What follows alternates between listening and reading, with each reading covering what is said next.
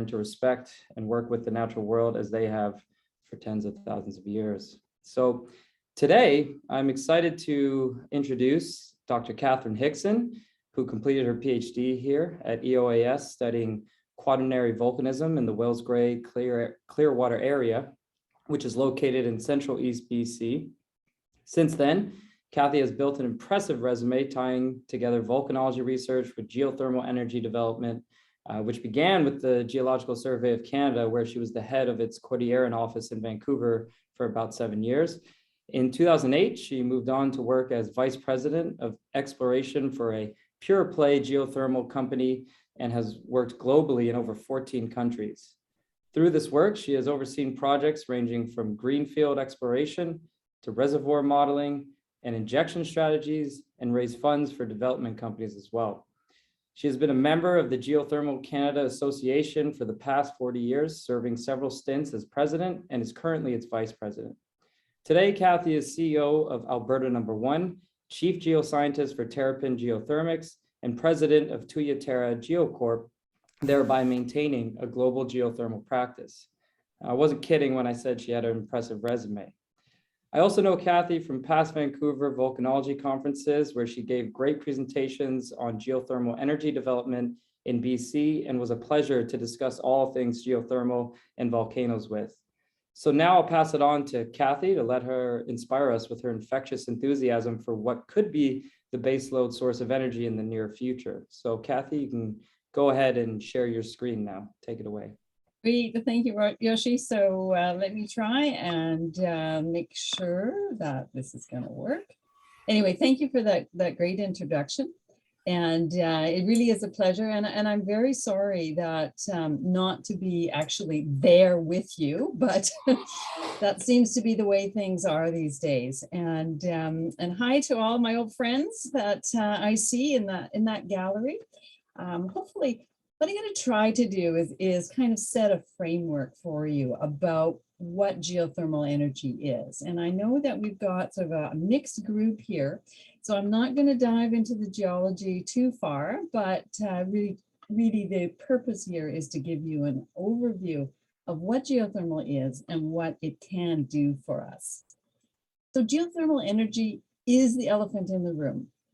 And we have amazing resources, and I'm going to talk obviously a little bit more about these resources in detail, but we have a very large resource that it's just kind of waiting to be tapped. And I am going to touch on why it isn't being tapped and what we need to do to, in fact, move forward with geothermal development. So just a brief snapshot. The reason why geothermal is so important to Canada is, well, we have a resource. You can see a lot of blank areas in that map, particularly on the Canadian Shield. And those blank areas are no data, but also they are rocks of the Canadian Shield. And their heat flow is actually pretty low, and the gradients are very low. So not the best place, at least in the short term, to be looking for geothermal and trying to develop geothermal resources. But we do have some nice warm spots that you can see, and those are the ones we're going to be focusing on. But of course, the other thing is, yes, we have a resource. We have a really cold climate, and we have a huge need for thermal energy. So 56%, and this was at 2017, I don't think it's changed that much. 56% of our energy needs in Canada were for space heating, and geothermal is perfect for that. So just drilling down a little bit here in British Columbia in terms of what our resource looks like. The biggest resource is up there in the northeast, around Gedney Lake, Clark Lake. In fact, there's a new project called the Clark Lake Project that's going ahead, or Tudika is the indigenous name for it. But again, it's spotty. It's spotty because of a lack of data, but there are some very good resources which are centered around the volcanic edifices. And of course, that's where, for me, I kind of got into geothermal, was at Mount Meager, one of our great volcanoes to the north of us, that also has hot springs and has a very significant resource. So let's talk about why geothermal. We've got a resource out there. Why do we care? Why is it important? Well, yes, we're cold and all those kinds of things, but you know, you can solve those problems in other ways. But what geothermal brings to the equation, particularly the renewable energy equation, is base load. That is the key. So if we're talking about what we call capacity factor, if we're talking about a geothermal power plant, and say that geothermal power plant, its nameplate, like what it will produce, is 100 megawatts. Well, the capacity factor is the percentage of time that power station will provide you with energy. And for geothermal, it's actually about 98% of the time. If we have 100 megawatts of solar or 100 megawatts of wind, typically their capacity factors are about 25% and sometimes even lower, depending on where you are. So that base load is critical. You know, if you're getting your thermal energy or your power from geothermal, you're basically going to have it 24/7. You know, I've already showed you how prevalent it is in many parts of the country. It's very effective in terms of its ability to displace electrical and thermal generation that is particularly dirty. Now, one of the things about the BC grid, our electrical grid is actually quite clean because it's hydro. But in other jurisdictions, Alberta, Saskatchewan, which have coal-fired generation, then there's a significant advantage to geothermal because it does lower the carbon intensity of the grid. Dual commodity, we get both heat and electricity. And of course, we basically piggyback off of the oil and gas industry. So that is a very important aspect because, of course, you know, we've got a lot of hydrocarbons which are being extracted in Alberta, Saskatchewan, and Northeast BC. If we can piggyback off of that expertise, all the better for all of us. This slide is really, I'm calling it 3 times green because, again, I just want to underscore that base load. And that base load also, it dovetails into the battery storage is not required. So if you are having intermittent renewables, you will need to have battery storage in order to manage that electricity going onto the grid. But because we are base load, very high capacity factor, you don't need that battery storage. And the thing I'm going to touch on is multi-commodity value. So that multi-commodity value is in fact a very important aspect. And I'm going to talk about it a bit more, but because we are actually extracting the brines from the subsurface, those brines can contain hydrocarbons, and also they can contain things like lithium and other metallic or industrial metals. And that we think is important. And what we're working with actually with a company, not a company, we're working with the University of Alberta and Natural Resources Canada's CanMet lab, is marrying geothermal with carbon sequestration. And we think that is going to be very powerful in terms of making these projects much more financially attractive. So just a little schematic here showing that when we bring that brine up from the subsurface, if it has hydrocarbons, we can separate them. You know, we're going to throw in a solar collector. Efficiency is not very high, but you know, when you do get the sun to shine, it can be helpful. We're going to generate power. We're going to generate heat or extract heat. We're going to remove any potential commercially valuable minerals, and then we're going to use carbon sequestration in our injection wells. So this is kind of the value chain. It really, for geothermal, the underlying aspect of it is to help industries, other industries thrive in a carbon zero world. We're going to be able to do carbon sequestration for them. We're going to be able to provide carbon credits and that cascading use of the brine. And I just also want to point out new industries here in terms of things like food security. I mean, all of us are probably concerned right now in terms of what's happening with the truckers, but that is that is an issue which really, bottom line of it's food security, and whether it's truckers or storms, and of course those of us in the Lower Mainland, we definitely had a trucking problem in November, and when we lost virtually all the aspects, or all the all transportation in and out of us here in the Lower Mainland. So food security, I think, is very important. Eco-industrial clusters, things like hydrogen, ammonia, nitrogen, fertilizers, all of those things can be supported by a geothermal industry. So a couple slides here on heat. Now, in the geothermal industry, the gold star is for power generation, but in fact, it shouldn't be.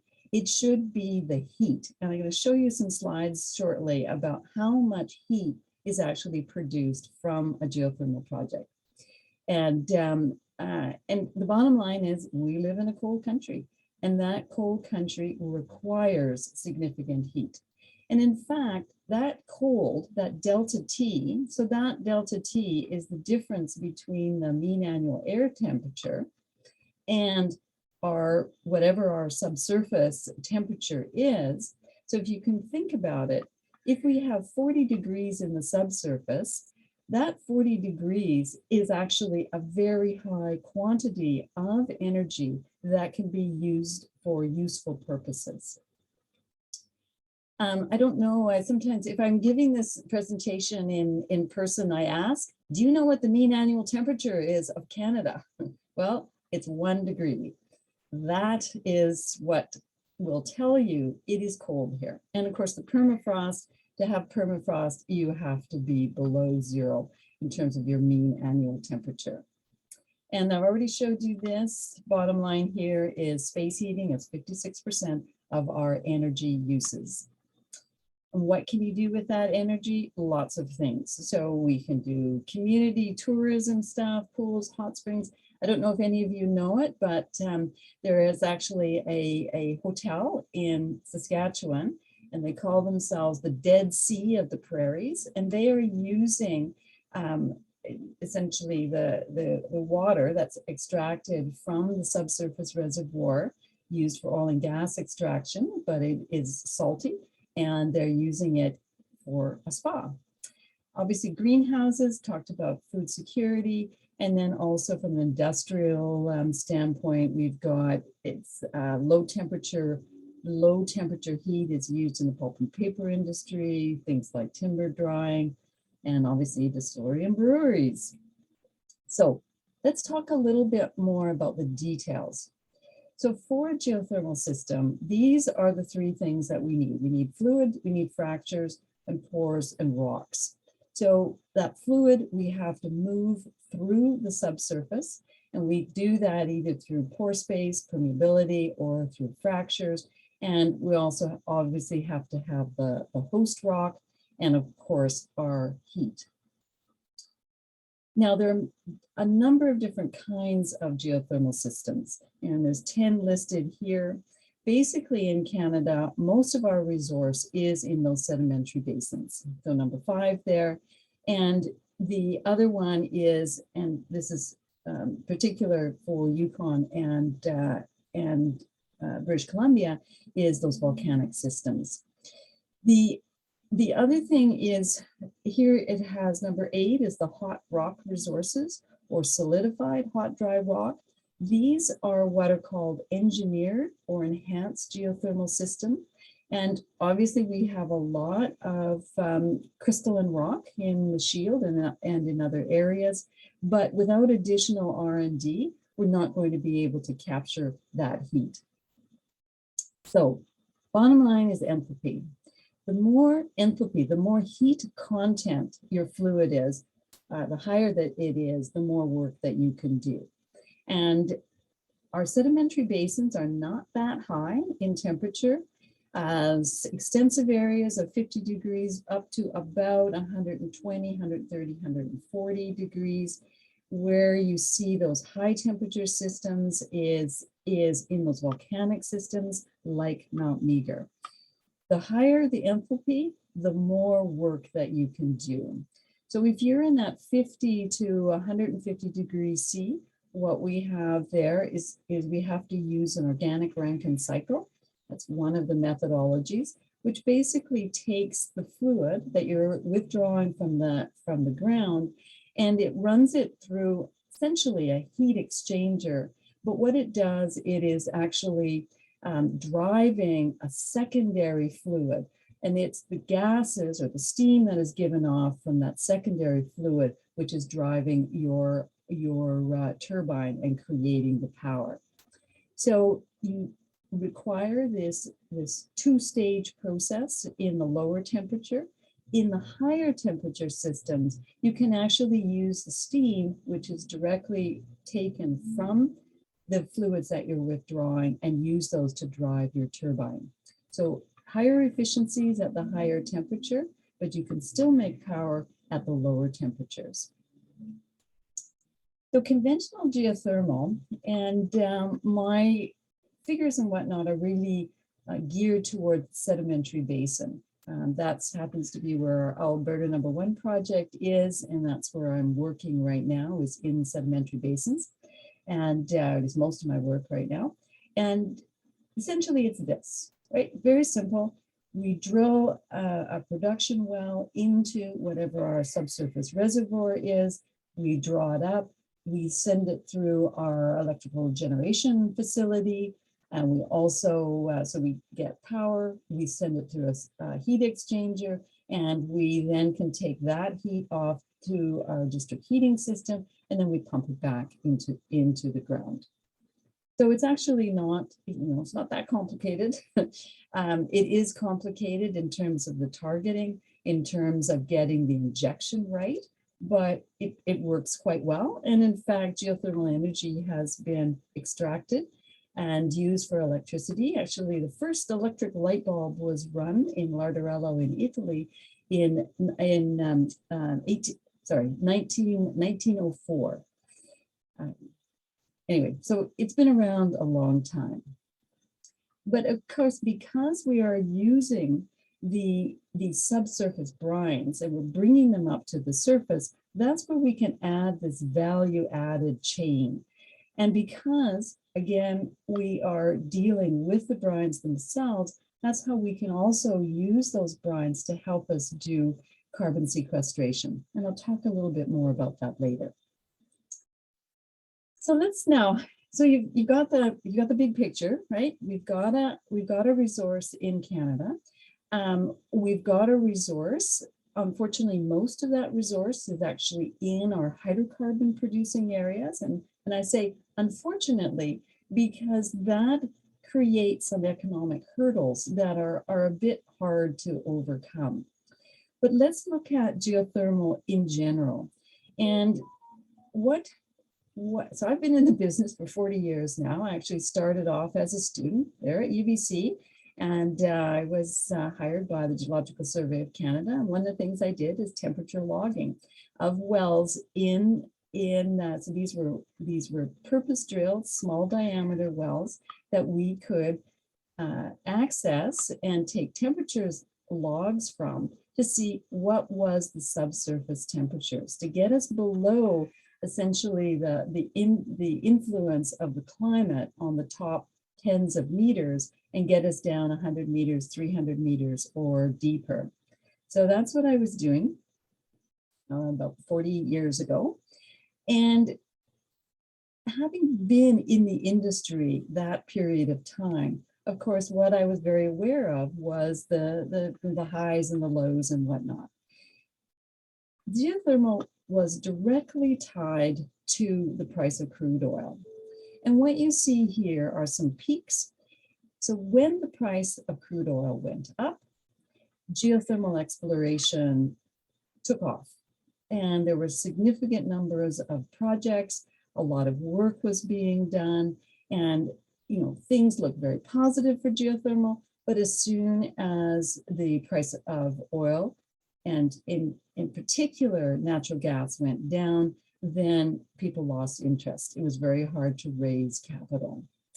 So what happened, basically, we are all aware of the sort of the environmental, the increasing concern about greenhouse gases, environmental concerns, the need to decrease these greenhouse gases. But from the geothermal industry perspective, that really started entering into the discussion and the thinking of people, investors and whatnot, about 2 years ago. In fact, I was in Abu Dhabi in January of 2020, and I was at a meeting of the International Renewable Energy Association, or agency, sorry, it's not an association, it's actually an agency, which runs very much like the UN. And at that meeting, I had helped prepare our minister's speech. So I knew our minister was going to talk about geothermal. But what I didn't appreciate until the opening ceremonies in each of the countries gives its little blur about, what it's doing in renewable energy, how many other countries that you wouldn't think about as having a geothermal resource had it in their opening remarks.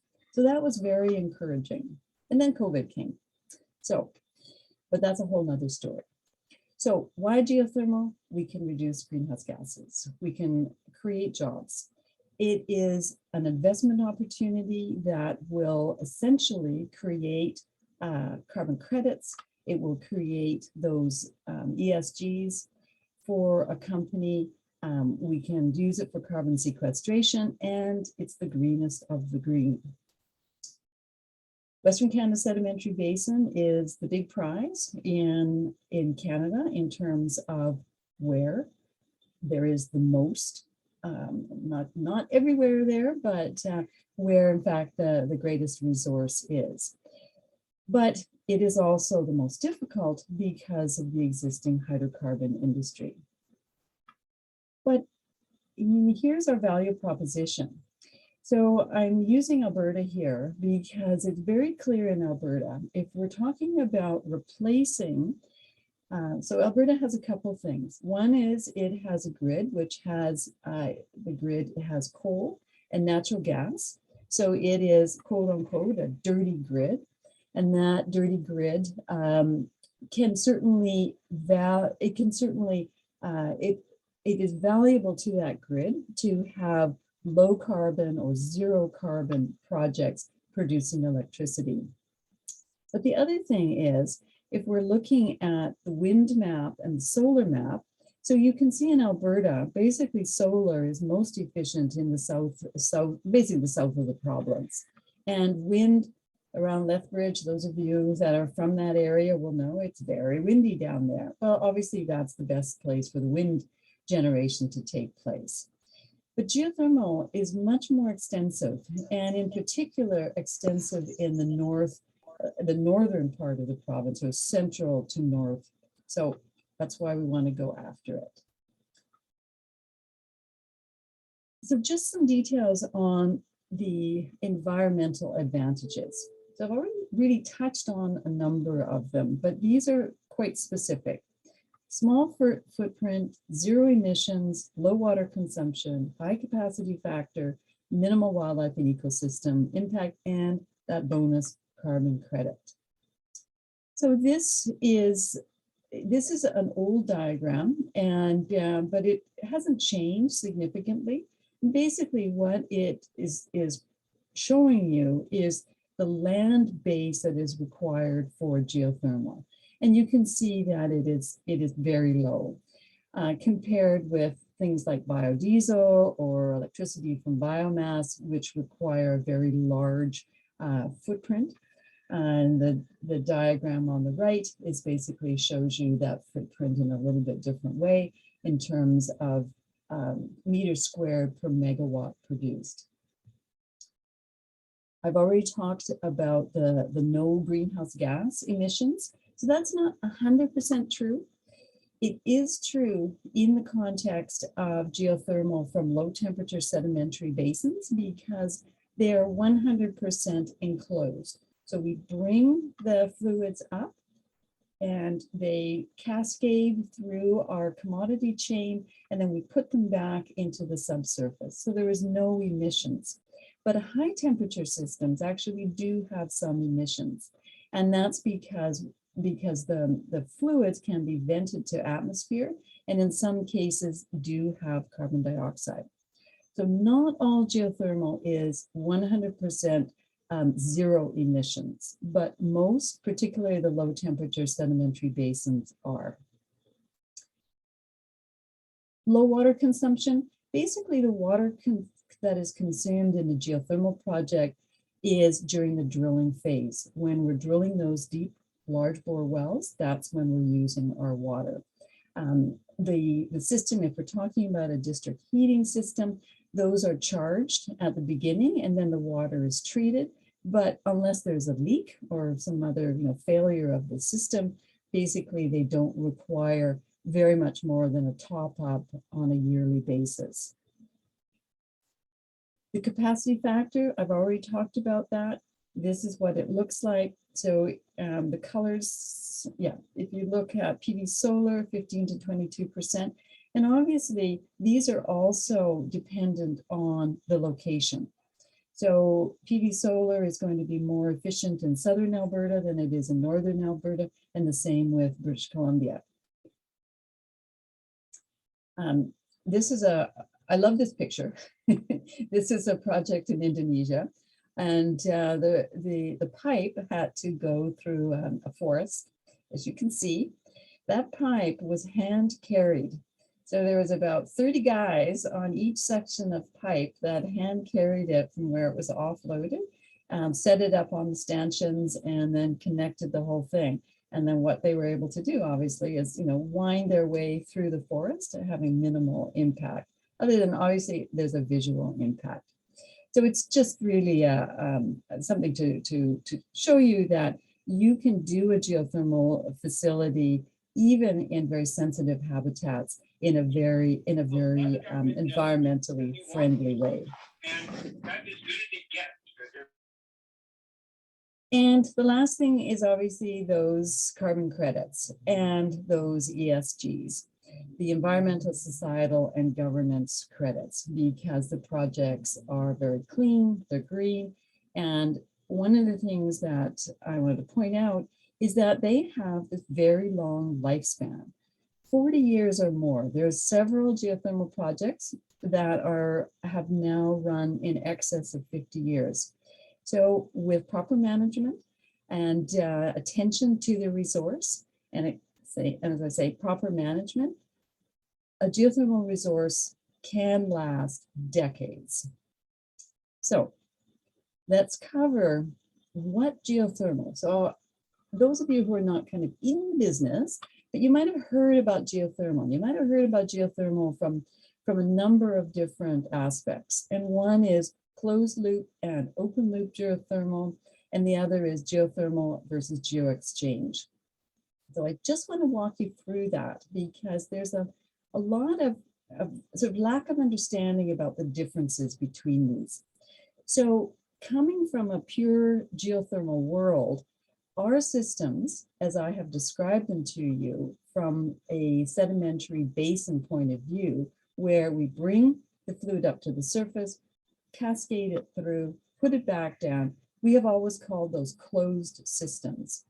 It wasn't until some companies, and one that you might have heard of called the Everloop, there's also Greenfire Energy and whatnot, they started advertising that they were doing closed loop. And I'm come from the geothermal world. We do closed loop. That's what we do. What they are doing, though, is basically running a secondary, so it's a little bit different, but they are essentially not pumping the brine from the subsurface. So their closed loop systems never see that brine. They see the heat, and they extract that heat using a secondary fluid. So it's important to think about that because it has some pros and it has some cons. But because it's, you hear particularly ever in the news, they're a Calgary company. They've been able to get a lot of funding for their innovative work. But I want people to understand what the difference is between a closed loop Anyway, all right, Mark, well, I'm glad we had this conversation. I know it went on a lot longer. Okay. Anyway, so the other thing is, if you do a Google on geothermal, you'll come up with shallow systems that we who do conventional geothermal would prefer if they could be call them geoexchange. So geoexchange is basically ground source heat pumps, very good in our kind of environment, but basically they do not generate power. They do not take hot brine from the subsurface, but what they do is they use the subsurface to essentially as a battery. So the heat pump takes the heat from, in the summertime when it's hot in your house, they take that, so they provide cooling. They take that energy, they put it into the subsurface, and then often it's glycol or some kind of antifreeze that is circulated around. And in the wintertime, you capture that stored heat, and in the summertime, you put that back in the ground. So these are very effective. Canada is actually one of the leaders in geoexchange. The reason is they are relatively inexpensive. They have low capital costs. And in fact, they're great. I think any large, whether it be a large building or subdivision or something like that, should in fact have a geoexchange system installed. It would actually help us significantly in terms of our decarbonization of our heating. So how much heat does it produce? So the first thing is, in this case, where we're using the earth as a battery, thermodynamically, and I think I saw Greg on there, we can't generate more heat than we can put into the ground. So these systems have a very, they have a very specific limiting temperature, and you can't get them much above 20 degrees C, whatever the mean annual temperature is of your area. The difference between those systems and the geothermal system is that we are bringing up significant fluid. So our project, we're going to be pumping 300 liters per second. So that's enough fluid to fill 10 Olympic-sized swimming pools a day. And the energy, so the BTUs or joules that are produced is equivalent to 40 barrels of oil an hour or 350,000 barrels a year. So that is what you get with deep geothermal. You get a very significant heat quantities that you can basically put to use for work. So there's a lot of concern though. So this is a lot of water. And what you see down here is that's what an Olympic-sized swimming pool. Well, a typical oil or gas well will, it's not that they're lucky, because if they can fill an Olympic-sized pool a day, it means they have a very high water cut, and that well is probably not commercially productive. So a typical oil and gas well will be pumping a fraction of that Olympic-sized swimming pool a day. And of course, working in Alberta, there's a lot of concern. We're bringing that to the surface, we have to put it back down. What are we going to do with it? So I just wanted to do a little bit of a shout out to Geothermal Canada. So the Geothermal Canada, we've been around since actually 1974. The organization was established a year after the Geothermal Resources Council in the US by a handful of people here who in the 1970s, and might think back, some of you might be old enough, to what was happening in the 70s. And that was when we thought there was going to be an oil shortage. And so actually the federal government put significant money into doing assessment of our geothermal resources. And those studies of the 1970s and 1980s really formed the foundation of our knowledge of geothermal energy in Canada today.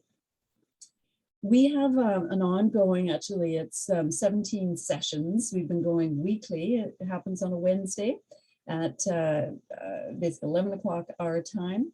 And if you'd like to join, it's easy. Just go to the website, just click on everything, and you can basically participate. There is a fee, and that fee is $10 per session, or you can join Geothermal Canada. And as a student, I think it's $25. So there's 2.5 lectures essentially, and the rest are free for you. And I wanted just to point out in March, we're having 2 sessions. One is on well stimulation and the other is induced seismicity. So I've talked about flowing all that fluid, how much fluid there is. This is how we do it. I've alluded to the fact that oil and gas doesn't flow that much. So those are my kitty cats and my lovely Arabian horse there. That's geothermal, the elephant. To flow those kinds of volumes, you need wide diameter pipe.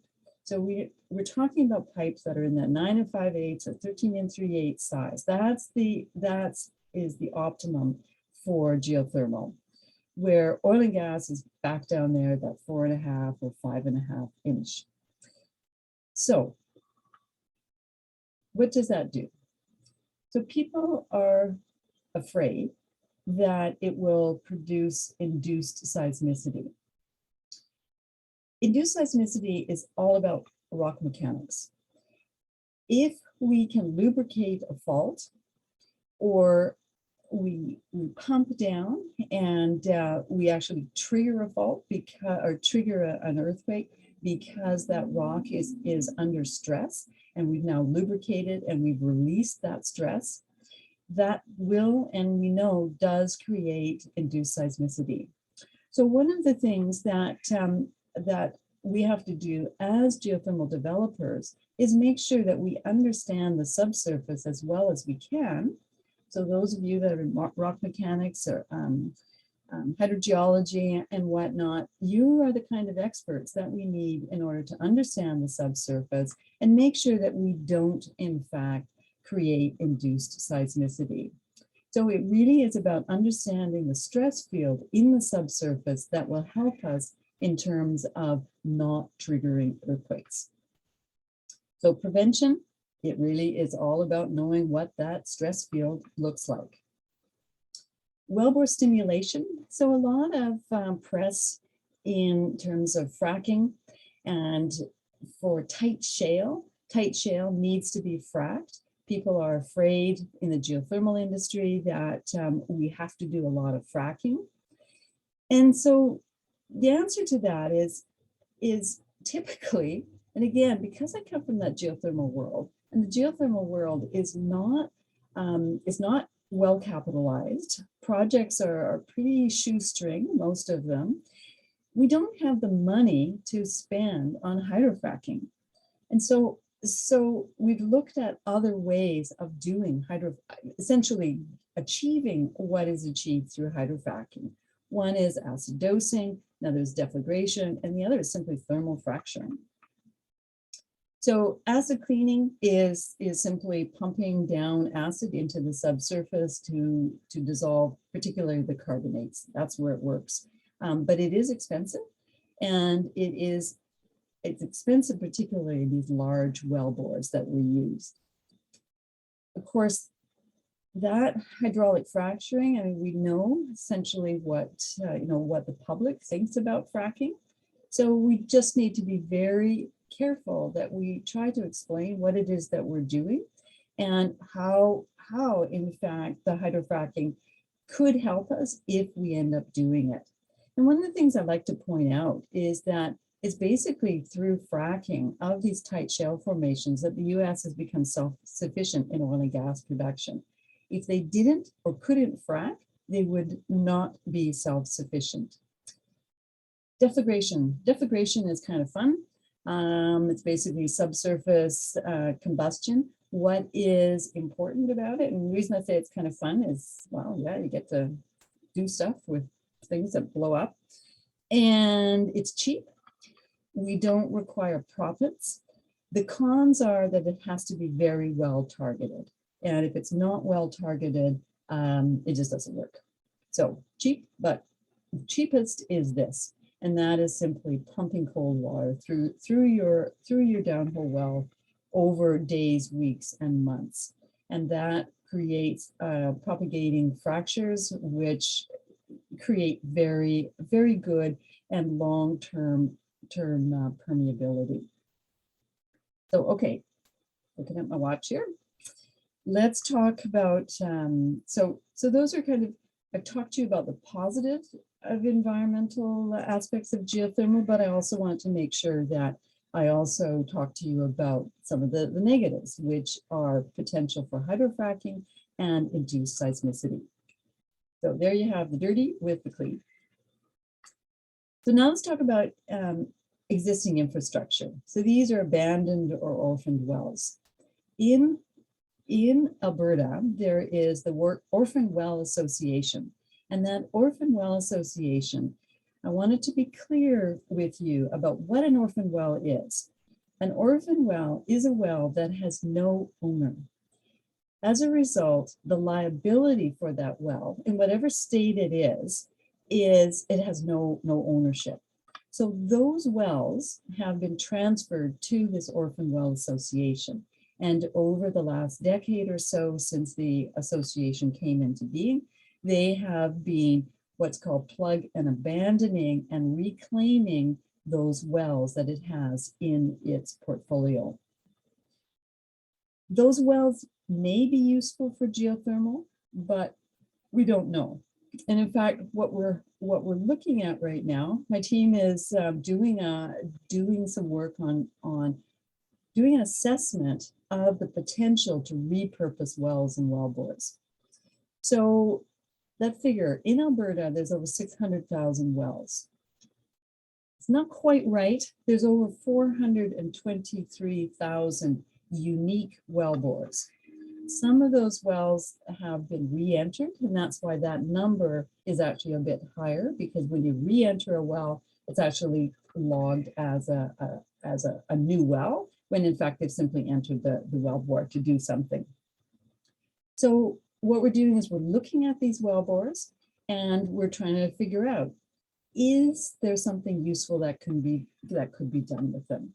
So what we're looking for is wells that already have a high water cut, because as you've seen, to produce power, we need very large volumes of water. And we don't think there's going to be many of those wells, but there may be wells that are flowing at the 70 to 40 to 70 degrees C, maybe 10, 20 liters per second, that could be used for industrial uses, greenhouses, or district heating. But what is important is the condition of the wellbore. These wellbores, some of them are very old. They've been used there, particularly if it's sour gas field, there may be corrosion, there may be erosion. So we need to understand what that wellbore looks like. But the incredible thing about working in Alberta and British Columbia too, but particularly in Alberta, is there's just a huge amount of information that is publicly available.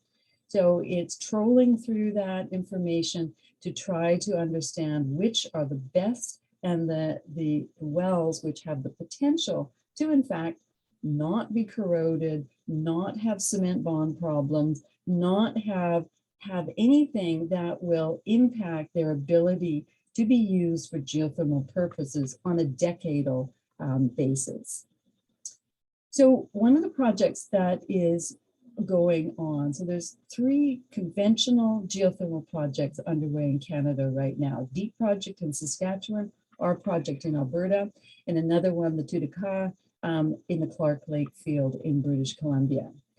So the Clark Lake field is a gas field, and they entered into an original gas well that was drilled in 1997. They had lots of problems. In the end, though, it did have a positive outcome, and it was cheaper for the development than drilling a new exploration well.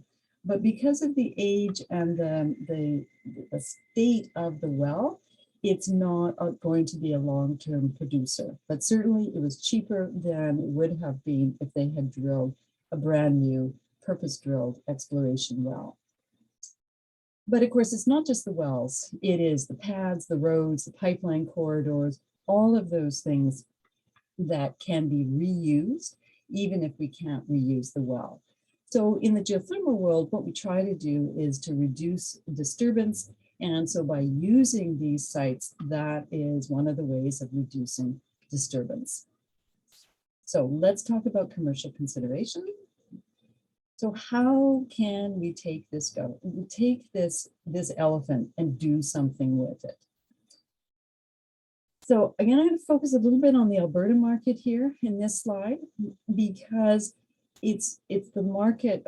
I know BC market very well too, but the economics are different from Alberta to British Columbia, because one of the key things, as I said, the BC electrical grid is considered to be clean, and that's because of essentially most of our power, I think it's 95%, is produced from hydro. So that is considered green power. So that is considered green power. The key, though, in the Alberta market is that the grid is a dirty grid. And that grid is, in fact, has coal and natural gas. So we get an extra boost in the Alberta market, and that boost is from the carbon credits. It's easy in Alberta to talk about the preserving of that core expertise from the oil and gas industry, but the hurdles are low price of electricity, not as low as it is here in British Columbia, but low price of electricity. And our competition for that thermal energy is natural gas. Natural gas is cheap and abundant and has a very extensive, the pipelines and whatnot are there to, in fact, distribute that natural gas. So these are the hurdles. Basically, I don't think some of the carbon emitters have fully grasped the long-term implications of the carbon tax. The challenge, these projects have high capex, and that's an issue. They're seen as very, we're drilling, right? So that's seen as risky. Institutional investors don't want to come in when there's any kind of a risk. The skepticism has the potential to build out the projects. Economics look very different than oil and gas. So these are the hurdles that we have to overcome in order to show that despite that high capex, despite everything, these projects will last for decades. They will help decarbonize our electrical system. We can help by having all of these extraction of these various different things, whether it be hydrocarbons or mineral. The carbon sequestration is where I wanted to focus a little bit on here. So that carbon sequestration in an environment like Alberta with a lot of carbon producers, they need sequestration. We can do sequestration in 3 different ways with our geothermal facility. So if we drill a well, which is not commercial for geothermal, and by that, I mean, we're not getting that, 100 plus or minus liters per second out of that well, or the temperature isn't high enough, we can actually convert that into a disposal well that could dispose well-filled fluids or carbon. We can also complete a well with multiple completions, and that's what you see on the right-hand side there. So that in our injection well, we would use what's called water-assisted gravity disposal, and that water-assisted gravity essentially takes our injectate and it shoots down injectate, followed by CO2, followed by injectate, and we can use our completion to, in fact, push that CO2 out into a different reservoir than we're producing from. Or the third way, which is also the most complicated way that we are working on, and that is to push that CO2 into our production reservoir. And that's where we're bringing in the expertise of the University of Alberta team and CanMet to help us understand what would that look like? What are the consequences? So there is an elephant in this room. That elephant, I truly believe, needs to be used and exploited. How we get there, I'm still a little bit at a loss, but I certainly have lots of ideas. So thank you for your attention. And I'm happy to take questions. I don't know how we want to do this. Maybe raise your hand. Okay. Yeah, I'll just real quick, we just want to let Colin do a plug for next week's seminar before folks leave. And once he does that, we'll get on to the discussion period. And also, folks, if you have to leave at 5 and you're afraid you're not going to get your question in, feel free to put it in the chat and I'll make sure to ask Kathy that question and get you the answer afterwards. So Colin, if you want to just do your plug so we can then move on to the discussion. Sure, sounds good. Okay, so yeah, just quickly, next week we have a session on mining in a sustainable future. So we have special guests, Dr. Sarah Gebremuse from the Peter A. Allard School of Law, and Dr. John Steen, who's the director of the Bradshaw Research Initiative for Minerals and Mining. And they're going to be having a discussion about sort of how do we balance the projected very high mineral demands for transitioning to a renewable energy economy. So renewable power, for example, has a very high projected need for new minerals and mining. But the other side to that is how do we do mining in a sustainable future where we are protecting the rights of local peoples and indigenous nations who are at the sites of those mines, in terms of both the environmental impacts and in terms of their rights and freedoms. So that's going to be an interesting session. Both Sarah and John have expressed some interest in follow-up discussions as well. So they will have some availability the following day. If you're interested in participating in those discussions, particularly students, we thought maybe folks in MDRU, for example, might be interested in having a chat with them. There will be some availability next day. So my email is in the bottom right there. Feel free to reach out to me if you're so interested. And with that, we can head back to the discussion for today. Great, thank you. And yeah, I'm happy to hang around for longer. And I see David. So David is one of the champions of the geothermal industry. David, you have your hand up. So Please. Kathy, I have a comment and a question. And the comment is, thank you for addressing the capacity factors, because last week at this time, we had a presentation on offshore wind, but the presenter wasn't sure what capacity factor was. And I used a number around 27% that I thought was appropriate, but both wind and solar like to tout the total capacity installed, and then it compares quite favorably, but forgetting that they are, I think you said today that solar was 15 to 20% and wind typically 25 to 30%, whereas geothermal is close to 98%. So that was very informative, and thank you for doing that. My question is, since you're such an effective salesperson for geothermal, why hasn't geothermal in Canada taken off more? And you gave us little insights into bits and pieces, but in general, is it economics, technology, or imagination, or a combination of all of them in different places? Great question. And David, so I would like to say it's a combination of all of them, but it's not. It's greed. So trying to raise money in Alberta or BC or Saskatchewan, where you have investors who are used to getting, so if you get a return on your investment, typically in oil and gas thing will, you might get 40%, right? Mm-hmm. And that could be low. And you're going to get your money returned in 18 months, 24 months. Geothermal, we're lucky if we can get 16% ROI. And we're looking at 8 to 10 years to get your money back. So the investors that we talk to, so there's two things.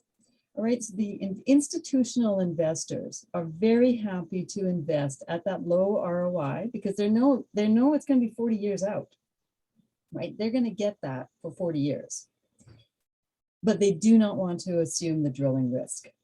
So they've all said, come back when you've drilled your wells and we will be happy to give you debt financing, fund you after that point. But getting somebody who is, or a company who is interested in putting up that risk capital. So we're talking about, this is not a few hundred thousands of dollars. This is tens of millions of dollars to create those first wells and that first development. So I hate to say it, but to me, it's pretty clear is risk and greed. We just can't deliver on the people who would take the upfront risk. They want a very high ROI, and we can't deliver. Thank you. But I see Mark is on there. Do you want to comment on that? Oh, Mark Yeah. Weston? Mark I- Weston? Oh yeah, I- well, there's both of you. I was thinking more of Mark Weston in terms of. Well, I think your comment's a little bit harsh, Kathy. I think that with oil and gas, we've always assumed a fairly high risk. So if you have a high risk, you want a high reward. It's like playing roulette versus blackjack.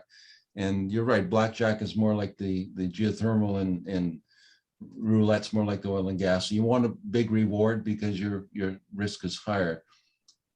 Yeah, but and I think that I don't know if I missed the start of your talk. I don't know if you talked about the government, the money the government's prepared to put into geothermal, but they put in significant money, which I think will help you a little bit along. Oh, absolutely it does. And one of the reasons why there are 3 projects going on in Canada right now is because between the 3 projects, the government is putting about $100 million into them. And in total. So our project has a $25 million grant, but that grant requires matching funds. And that grant is paid out. So there's a cash flow issue because that grant is paid out at the end of each quarter based on the essentially our invoices from that quarter. So yeah, I don't mean to be harsh, and if you'd asked me that question 2 years ago, I wouldn't have said that. But we've been trying very hard to raise that 25 million to match the NRCan grant money with limited success. So it's tough. But Mark Jelnick, you wanted to say something. I just had a question.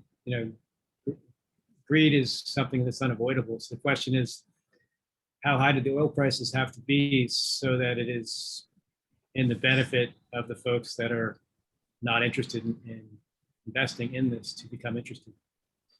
So how high do they have to be? What is happening is, what is coming into play is obviously carbon credit / taxes.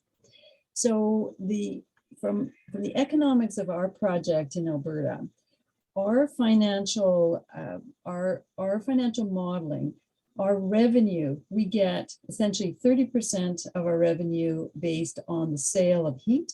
We get 30% based on the sale of power, and we get 30%. And no, that's not so it should be 33.33 right, for each one of those. We get from what are called offset credits on the Alberta grid. And that's because it's a dirty grid. Certainly, once we see a Canada-wide ability to do cap and trade in carbon, we will see those finances of those projects significantly improve. I mean, if the carbon goes up to $170 a ton, yeah, we can show the similar kinds of returns that you can in an oil and gas endeavor. So that is, I think, is going to be the driver, and that obviously is being driven by government, but that will be one of the main drivers for establishing and getting more geothermal projects going in Canada. Hey, Kathy, great presentation. And on that same vein, it sounds like geothermal could be competing with nuclear, but I don't know, I'm not very educated on the economics of the two. So how would geothermal compare to nuclear, say, return on investment, among other things? And because they're both baseload energy sources, right? So what I know about nuclear is that it is even higher than geothermal. But I'm not the expert on nuclear, and maybe there's somebody here that is and would like to chime up. But you know, the cost of building a nuclear plant is significant. So I don't know on a megawatt basis. Probably on a megawatt basis, they actually might be cheaper than geothermal, but there's still a significant capital investment that is required.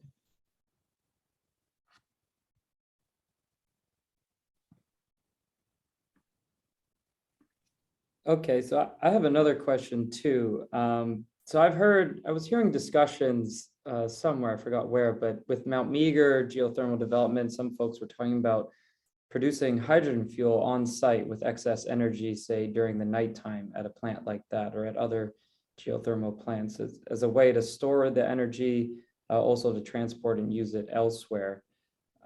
Has that been discussed or considered in your work or elsewhere in the world? Yes. So, I mean, the two big things that are coming online right now is this idea of carbon sequestration in conjunction with a conventional. So you can only do this with a conventional geothermal project. So that's one big thing. And in fact, I'm having discussions with companies that do carbon capture. And, you know, so they do the carbon capture, the geothermal project does the carbon sequestration. Hydrogen is the next big one, and it certainly, in order to get as green a hydrogen as you can, right, you need green renewable power. So the Meager project, which is now owned by Meager Development Corporation, they are trying to move that project forward. There are already 5 wide diameter drilled wells on site. Maximum temperature is 250 degrees C. Unfortunately, there was not a lot of permeability, but those wells were drilled a few decades ago. And I know we can do better with those wells now in terms of using some of those techniques that I talked about for fracking, particularly the deflagration, also the cold water influx. So I think we can get some more permeability out of those wells. We can also use the closed loop system. And there's a company called Greenfire Energy, and they essentially drop down what are heating coils and use a heat pump system to extract the energy, the heat, without pumping out the fluids. And they're suggesting that they may be able to produce 3 to 5 megawatts of power using their technology. So lots of things happening in Meager, but certainly hydrogen, green hydrogen, is being tied to a number of projects around the world. And there are actually hydrogen companies who are looking for geothermal projects in particular markets to, in fact, provide them with their green energy.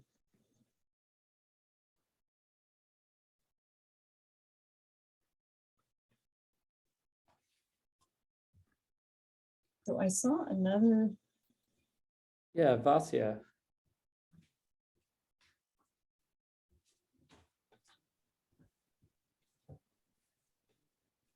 Vasya, did you unmute yourself and want to ask a question? You can hear me now? Yeah. Okay, perfect. So I was just wondering, about the scalability. So once you've like established a well and it's working, and you found a site where hydrothermal energy is working, and it could be working for maybe 40 or 50 years until the heat reservoir would be maybe depleted.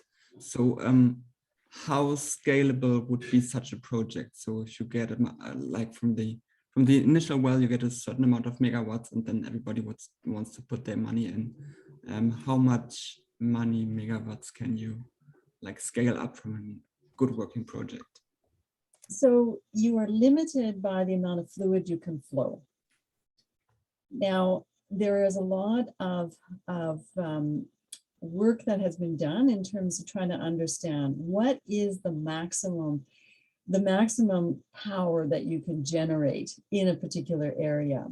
So there's kind of a rules of thumb, but you need a relatively large subsurface area in order to produce power. Not so much if we're talking about thermal energy. So the way to think about this is how much geothermal power could we in fact generate? And let's take the Alberta market because it's easier. We don't, we are offsetting gas-fired and coal-fired power generation.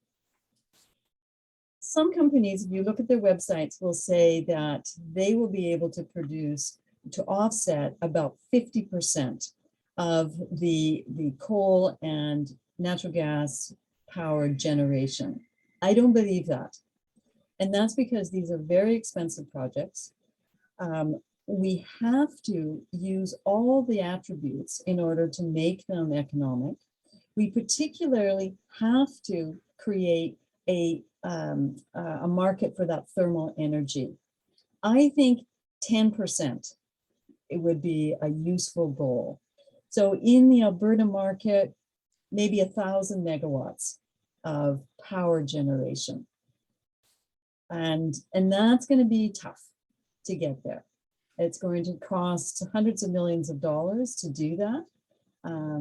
And you really do need to bring in these other attributes, the carbon sequestration, carbon reduction, ESGs, all of those things in order to make that a reasonable proposition. On thermal, on the other hand, I think we could go much beyond 10%. But we already have an established infrastructure to distribute natural gas. That is incredibly expensive infrastructure in order to essentially redo, right? Because we're talking about laying water pipes in parallel with our natural gas pipes. And I had a very interesting conversation with a building developer or a project developer out of Saskatchewan. And they do large projects, subdivisions, multi-family dwellings, malls, things like that. And when he was talking specifically about, he was sold, like he wanted to do geothermal. He wanted to do deep geothermal, not just geoexchange. But his problem was it saved him no money up front because in the setting of a subdivision, everybody in, and I'm sure this is also true of British Columbia, but if you're in a new subdivision, you actually want natural gas, not necessarily for heat, but you want to run your barbecue and you want to have a natural gas fireplace in your home. So he was going to have to still run his natural gas pipeline as well as the water, essentially the heating, district heating piping. Didn't save him any money, and he couldn't recover the costs in the development. So those are the kinds of sort of economics and thinking that you're up against. And government has put money into geothermal. I think that it needs to put more money in. It needs to show that these projects, in fact, will work. They will work on a generational time frame, and they will be cost effective in the long term. So kind of a long answer to your question, but it really does come down to economics.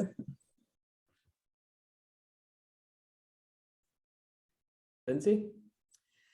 Hi, Kathy. Thanks for your insightful talk. I really appreciated the broad overview and multiple perspectives from the science to the economics.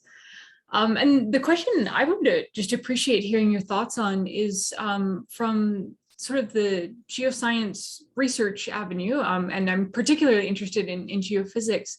What do you think some of the important research questions are that would have a positive impact in continuing to develop geothermal as an energy resource?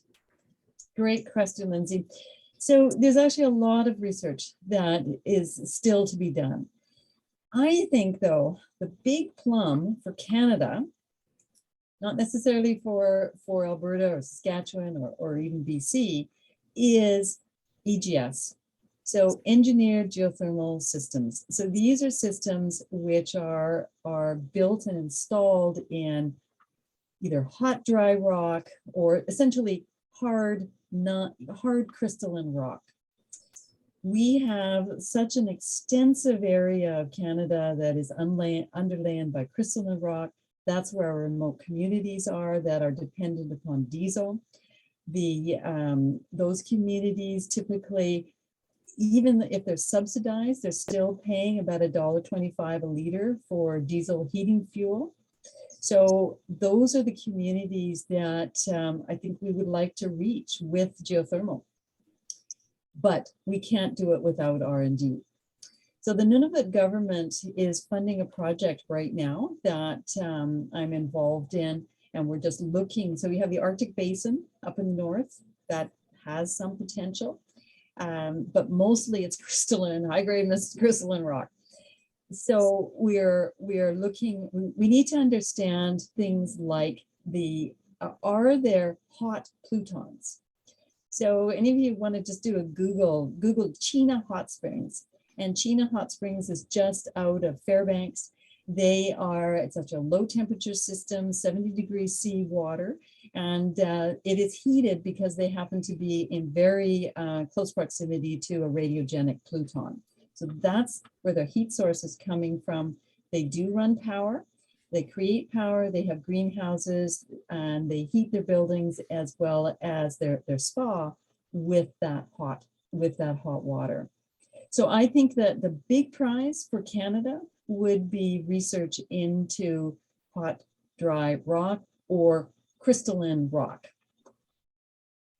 Thanks.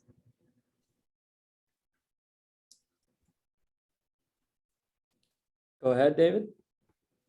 Kathy, one more question. I was impressed with your pie chart. It actually wasn't a pie chart. It was sort of a circular chart showing the enormous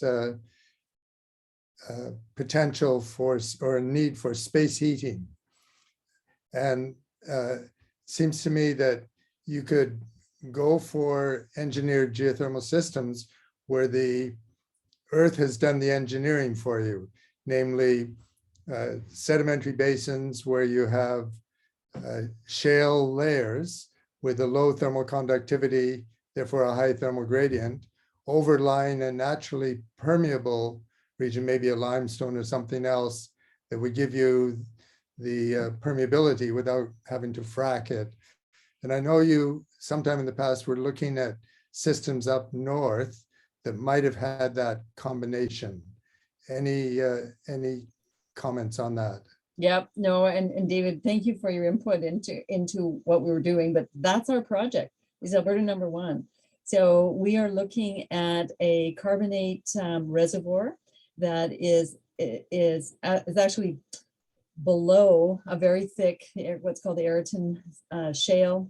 And it has high permeability. We hope that we will not have to frack, but we actually think that that shale layer has in fact formed a heat cap, which is giving us a little bit of a temperature boost in the underlying carbonate. So yeah, I mean, your work on conductivity has been very important and remains very important in terms of finding, call it the sweet spot in terms of targeting.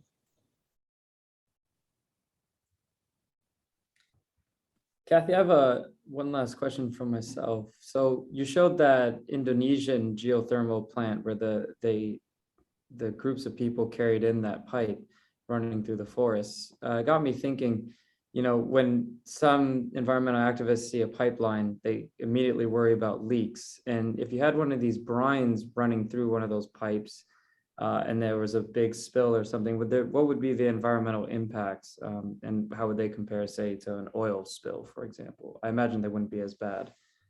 They could be equally as bad. So, okay, so there's two things here.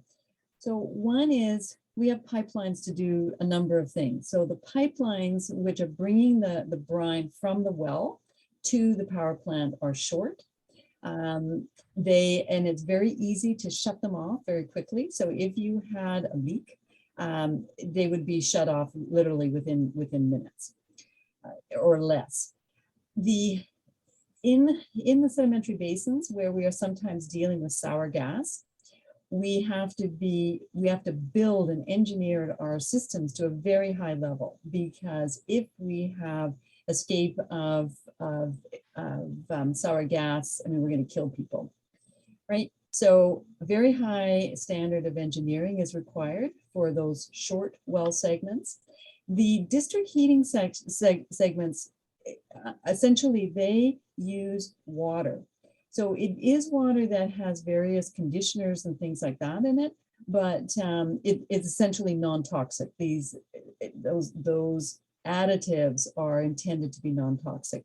So yeah, you'd get a big muddy patch that would not be great. You might get some cratering depending on what the flow rates are and whatnot, but it would not be a huge problem. It would be hot, so that trees and shrubs might be killed simply because of the heat.